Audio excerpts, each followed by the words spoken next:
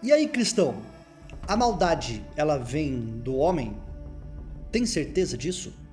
Eu vou passar para vocês um vídeo, um corte, na verdade, de um canal, aonde as pessoas estavam discutindo ali referente a este assunto e um cristão ali se posicionou falando que a maldade vem do homem. Então, depois da vinheta, você vai ver este corte e eu vou entrar com os meus argumentos aqui.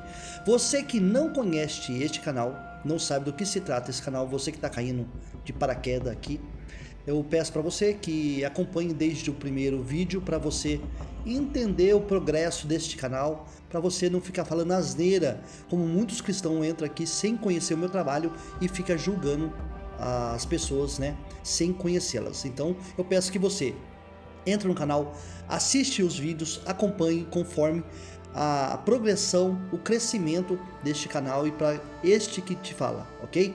Então, fique com o vídeo.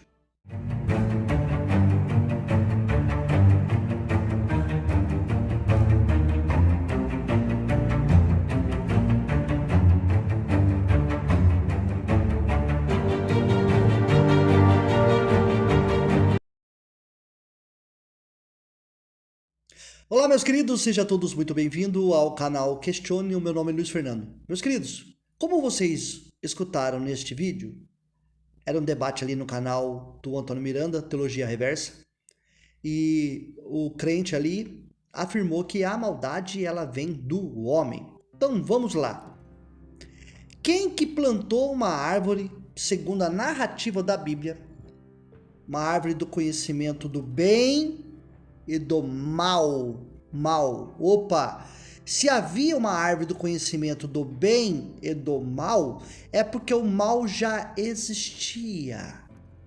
O mal já existia. Ninguém plantaria o conhecimento do bem, uma árvore ali do conhecimento do bem e do mal, se o mal não existisse. Então, da onde provém? É do homem que provém o mal. O mal vem do homem. Presta atenção que vocês vão entender o argumento que eu vou trazer para vocês. O mal vem do homem. Os crentes não dizem que Deus ele é anterior a tudo. Então, olha para vocês verem. Então, da onde vem o mal? Vem do homem? Tem certeza que a maldade começou no Éden? Quando Adão e Eva, eles desobedecem e comem ali do fruto, desobedecendo a ordem, o mandamento de Deus? A maldade inicia ali? Tem certeza? Vamos ver da onde a maldade vem? A maldade vem, não é do homem.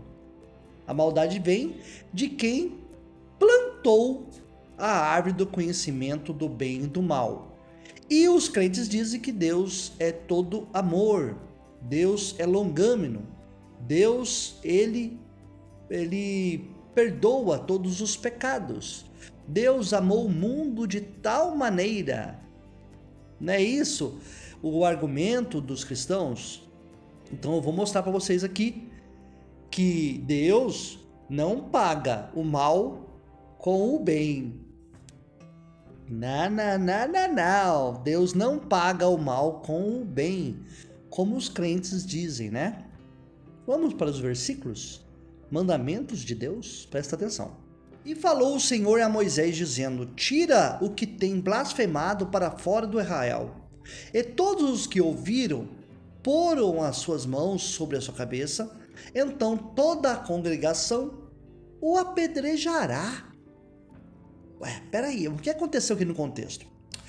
O que acontece no contexto aqui é que um moço, ele começou a blasfemar, falar contra o Deus. Começou a cometer blasfêmia contra Deus. E Deus perdoou essa blasfêmia? Deus perdoou? Qual foi a ordem que Deus deu aqui para o povo? O amor de Deus é gigantesco pela humanidade? Aí eu te pergunto, o amor de Deus é longâmino? Como vocês dizem? Mas aqui diz assim: e aquele que blasfemar o nome do Senhor certamente morrerá. Olha para você ver o absurdo. Olha o absurdo. Aquele que blasfemar o nome do Senhor certamente morrerá. Quem que disse isso, pessoal? Explica para mim. Coloca nos comentários aqui. Quem mandou apedrejar até a morte a pessoa por blasfemar o nome do Senhor? Hã? Aí nós temos um grande problema aí, né? Nós temos um grande problema aí com o Novo Testamento, Lembra a blasfêmia do Espírito Santo, lá no Novo Testamento? Que Jesus contraria isso que está escrito aqui? Jesus diz assim, ó. Aquele que blasfemar contra o Filho tem um perdão, mas aquele que blasfemar contra o Espírito Santo de Deus não terá perdão. Essa é a blasfêmia contra o Espírito Santo de Deus. Ué, mas aqui está dizendo que aquele que blasfemar contra o nome do Senhor certamente morrerá. Quer dizer que não tem perdão. Quem está certo agora? O Deus do Antigo Testamento ou o Deus do Novo Testamento chamado Jesus? Responda essa crente e sem manobras. Vamos para mais um amor do Deus da Bíblia? Que ele paga o mal com o bem? Vamos ver? Números 21 diz o seguinte. Ouvindo o cananeu, o rei de Arade, que habitava para a banda do sul, que Israel vinha pelo caminho dos espias, pelejou contra Israel e dele levou alguns deles por prisioneiros. Então Israel fez um voto ao Senhor, dizendo: se totalmente entregares este povo na minha mão, destruirei totalmente as suas cidades. O Senhor, pois, ouviu a voz de Israel e entregou os cananeus, que foram destruídos totalmente, eles e as suas cidades, e o nome daquele lugar chamou Ormá. Vamos lá, vamos relembrar aqui um assunto. Deus promete para Abraão que daria essa terra por onde ele foi peregrino, ok? Quem habitava nessa terra? Os cananeus. Então eles eram dono dessas terras. Mas Deus promete algo que já tinha dono, já tinha morador. Deus promete dar essa terra. E aí? Como que Deus promete dar algo que já tem dono? É uma perguntinha que não quer calar para vocês, né? Então já havia moradores, os cananeus já estavam ali. E aí Deus promete para o povo dele o seguinte: essa terra vai ser sua. E eu vou, porque eu tenho todo o controle de tudo. Eu vou arrumar um jeitinho aqui, igual eu fiz com o faraó quando endureci o coração dele, para que não deixasse o povo ir, para que eu mostrasse o meu poder e mandasse as pragas e tudo mais, e matasse todos os primogênitos do Egito, todas as crianças inocentes. Eu que mandei a praga, né? Porque eu que endureci o coração de Faraó. Eu endureci o coração de Faraó. Então, Faraó, ele não liberou, aí eu mando a praga. Mas quem endureceu? Eu. Então, a morte das crianças não está nas costas de Faraó. Está em quem endureceu o coração de Faraó. Então, o projeto de não liberar era Deus. Deus que endureceu o coração de Faraó para que não liberasse o povo embora. E aí, não liberando, falou assim: agora eu mando a praga para mostrar o meu poder. E aí matou todos os primogênitos. Então, quem é o culpado da morte dos primogênitos? O próprio Deus, porque ele endureceu o coração de Faraó. Você está vendo que, fazendo uma leitura simples, você consegue perceber que a terra já havia dono. Quem endurece o coração de Faraó para não sair e aí manda as pragas é o próprio Deus.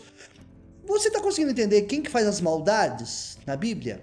Quem planta a árvore do conhecimento do bem e do mal? Se já havia uma árvore do conhecimento do bem e do mal, porque então já havia maldade.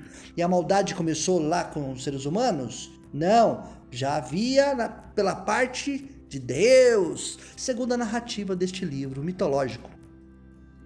E aqui, Deus, ele está junto com Israel para entrar e destruir com tudo. Ele aceita numa boa. Ele aceita numa boa. Porque quem que invadiu terra alheia? Foi os cananeus? Não, Israel. E para defender o seu território, os cananeus lutaram e pegaram até prisioneiros. Normal de guerra. E aí o que acontece? Israel faz um voto com o Senhor para destruir todas as cidades e arrebentar com todos os cananeus. E o Senhor estava com Israel. Da onde vem a maldade? Vamos para mais uma? Números 25. E Israel deteve em Sitim, e o povo começou a prostituir-se com os filhos dos moabitas. Eles estavam ali, tem todo um contexto, uma história de Balaão. Eles ficaram ali na cidade de Moabe. E Israel deteve-se em Sitim. E o povo, quem? Os homens, o povo, começaram a prostituir-se com as filhas dos moabitas. Estas convidaram o povo ao sacrifício dos seus deuses. E o povo comeu e inclinou-se aos seus deuses. Peraí, vamos lá. Os crentes dizem que o ser humano tem o chamado livre-arbítrio, né? O livre-arbítrio lá de Zoroastro, né? Que não é nem do cristianismo, não é da Bíblia, nada. O livre-arbítrio, se vocês não sabem, se você estudar um pouco mais, ele vem lá de Zoroastro, bem antes, eu sei, mas eu estou trazendo um conceito bem anterior para mostrar que o livre-arbítrio não é um conceito do cristianismo, ele é da religião de Zoroastro, mas sim, o conceito do livre-arbítrio ele é bem anterior, bem lá para trás, já havia o conceito de livre-arbítrio que não tem nada a ver com o judaísmo também, e Bíblia piorou. Então o que acontece? Aí, se o povo, eles têm o livre-arbítrio, a livre escolha de fazer o que quer, quem forçou o povo de Israel a se prostituir e para oferecer sacrifício aos deuses? Quem? Não foi escolha do povo de Israel? Ou eles foram forçados a isto? Não. O povo de Israel quis. Eles fizeram porque eles quiseram. Eles escolheram fazer. Eles escolheram fazer. Então, olha, vamos lá para a leitura para você ver o que vai acontecer nesse contexto. Juntando-se, pois, Israel a Baal-Peor, a ira do Senhor se acendeu contra Israel. Disse o Senhor a Moisés: toma todos os cabeças do povo e enforca-os ao Senhor diante do sol. Que amor do Deus de Israel. Porque eles pecaram, se deitaram lá com as filhas dos moabitas, adoraram os seus deuses, e Deus ficou nervosinho, porque ficou enciumado de ter adorado outros deuses, e porque os homens gostaram de furunfar com as outras mulheres. E aí o Senhor, a ira de Deus, se acendeu contra Israel. E aí mandou enforcar diante do sol. E o ardor da ira do Senhor... Peraí, deixa eu perguntar uma coisa para vocês. Ira, essa palavra ira, a pessoa irar-se, não é um termo no sentido de pecado? A pessoa irar-se não é estar em estado de pecado? Porque a ira dele, do Deus da Bíblia, acabou ocasionando em mortes do próprio povo. Ele, qual momento que o Deus de Israel perdoou aqui? Qual momento? Não dá para entender, sabe por quê? Porque, segundo a narrativa mitológica da Bíblia, que é a adaptação de outros contos, Deus mostra o teu poder abrindo o mar vermelho, coluna de fogo, nuvens que protege, maná que voa do céu, água que sai de rocha e tantas outras coisas que acontecem dentro deste livro. E o povo ainda continua adorando outros deuses? Quer dizer o quê? Que eles não adoravam, eles não se importavam com esse Deus. Não era tão poderoso assim. Ao ponto, peraí, vamos lá. Ó, Eu tenho experiência com Deus. Eu tenho experiência, Deus manda fogo do céu, Deus manda comida do céu, Deus manda comida na boca dos pássaros, água sai da rocha no deserto, né? Tantas outras coisas que acontecem, Mar Vermelho e tudo mais, acontece na minha vida. Aí eu tenho experiência com esse Deus maravilhoso, poderoso e tudo mais. Aí eu encontro a mulherada aí num coisa aí, saio com elas, que é errado, porque o próprio Deus de Israel falou para não se misturar, beleza. Mas aí o que acontece? Aí elas oferecem pra gente adorar outros deuses. Eu sei o poder do Deus que eu adoro, eu vou lá adorar outro Deus? Tem cabimento um negócio desse? Então você vê que é uma historinha mal contada deste livro. Mal contada.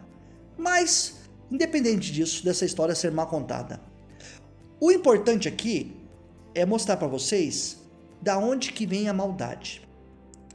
Então, Deus mandou enforcar, não mandou perdoar, não mandou purificar, não mandou sacrificar para poder perdoar o pecado. Deus, ele sendo Jesus no Novo Testamento, sabendo que ele viria e que ele morreria para toda a humanidade, ele sendo Jesus no Novo Testamento, cadê o perdão aqui de Deus, Jesus? Aonde está o perdão, cristão? Responde para mim. Aonde está o perdão de Deus? A ira de Deus enforcou aqueles homens que pecaram contra o Deus de Israel. É assim que o Deus de Israel tratava o povo: a ferro e fogo. Não tem perdão, não. Não tem perdão. Vamos para mais um? Números 31, esse aqui é clássico. E falou o Senhor a Moisés, dizendo: vinga os filhos de Israel. Vinga. Deus de vingança. Não é de amor. Não é um Deus que perdoa 70 vezes 7. Não é o Deus que perdoa todos os vossos pecados. Não. É um Deus que fala assim, ó, mesquinho. É um Deus que fala assim, ó, vai lá e vinga os filhos de Israel dos midianitas.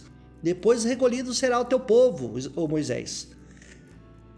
Falou, pois, Moisés ao povo, dizendo: armem-se alguns de vós para a guerra e saia contra os midianitas, para fazer a vingança do Senhor nos midianitas.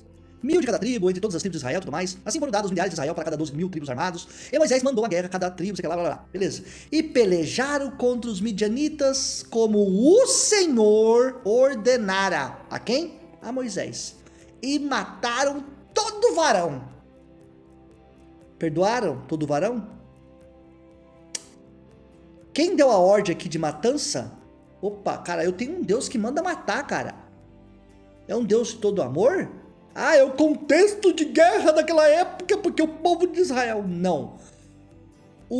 Olha aqui. Psicologia desse Deus é de um Deus mau. É de um Deus que não se importa com a vida de outrem. Ele não se importa em salvar a humanidade. Ele não se importa em salvar a alma do pecador. Aqui esse Deus, ele mostra claramente. Se você pegar esse Deus, esses versículos e entregar na mão de um psicólogo, ele vai falar assim: interne esse Deus. Interne esse Deus, porque esse Deus aqui é maluco, é psicopata, esse Deus de Israel. Porque ele não perdoa, ele manda matar, vai lá e vinga. Se arma aí. Você tá achando que na guerra só morre gente de um lado? Você tá achando que o povo de Israel aqui, as pessoas não morreram?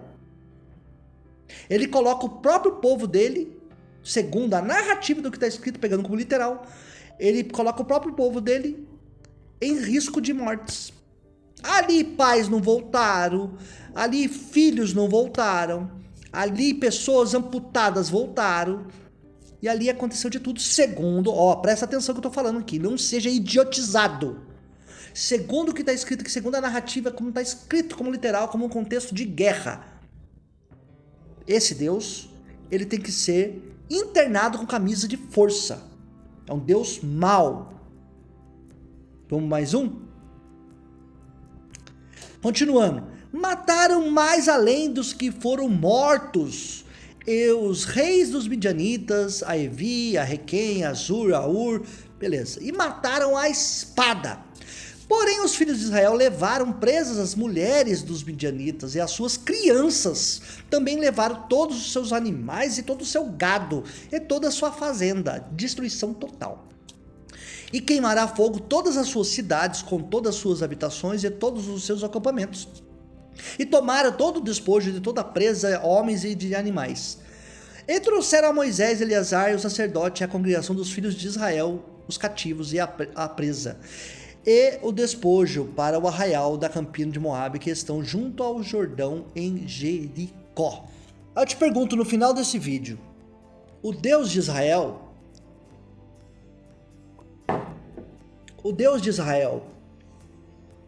é um Deus amoroso? É um Deus bondoso? Alguém que dá uma ordem para matar outras pessoas é uma pessoa boa? É a pergunta que eu faço para você. Presta bem atenção. Os crentes dizem assim, ó: Deus é o mesmo ontem, hoje e eternamente. Então, o que acontece? Deus não pode ser bom, Deus não pode ser mal no passado e hoje ser bom. Porque mandar alguém matar no passado e de repente ele se torna bondoso, salvador, por que ele não foi salvador lá atrás? Já parou para analisar isso? Por que ele não tentou salvar toda a humanidade lá atrás? Esse Deus precisa mudar conforme a humanidade cresce em intelecto, em tecnologia e tudo mais. É a pergunta que não quer calar. Por que Deus não amou o mundo de tal maneira lá atrás? A perfeita salvação para a humanidade seria lá no início, quando o homem pecou. Falou assim: olha, este é meu filho, creia nele e vocês, a partir de hoje, serão salvos. Vocês herdarão a vida eterna se crer no meu filho. Crer e ver, né? Porque João 6, como eu fiz no último vídeo, ele diz assim: aquele que vê e crê, eu ressuscitarei no último dia. Então, aqueles que creem em Jesus também têm que ver Jesus para herdar, para ressuscitar no último dia, para herdar a vida eterna. Então quer dizer que nenhum crente vai herdar a vida eterna, nenhum crente vai ressuscitar no último dia, porque nenhum crente vê Jesus. É a segunda literatura que a tua Bíblia diz, o próprio Jesus disse. Aquele que vê e crê, ele ressuscitará no último dia. Nenhum cristão vê Jesus, né? Eu espero que vocês tenham entendido. Pode vir uma ordem maldosa de um Deus bondoso? Essa é a pergunta que eu deixo para vocês, cristãos. Eu espero que vocês tenham gostado. Você que não é inscrito, se inscreva no canal, deixe o seu like, compartilhe e até o próximo vídeo.